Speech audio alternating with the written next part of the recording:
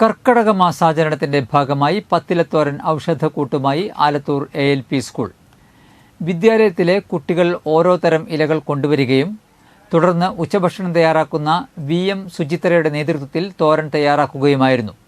താള്, തകര, ചേമ്പില, ചേനയില, ചീരയില, തഴുതാമയില, മത്തനില, കുമ്പളയില, കടിത്തുമ്പയില, പയറില എന്നിവയാണ് പത്തിലത്തോരനിൽ ഉപയോഗിക്കുന്നത്.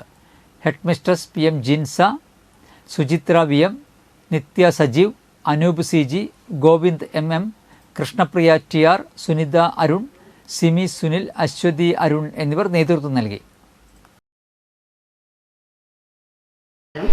നമ്മൾ എല്ലാ വർഷവും കർക്കിടക മാസാചരണത്തിൻ്റെ ഭാഗമായിട്ട് നമ്മുടെ സ്കൂളിൽ പത്തിലത്തോരൻ വയ്ക്കാറുണ്ട്.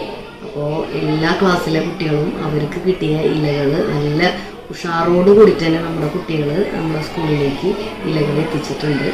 ഈ ഇലകൾ പത്തിലത്തോരൻ കഴിക്കുന്നതിലൂടെ നമ്മുടെ വയറിലുള്ള കുടൽ ശുദ്ധീകരിക്കാനും അതുപോലെ തന്നെ രക്തശുദ്ധിക്കും എല്ലാത്തിനും വളരെ ഉത്തമമാണ്.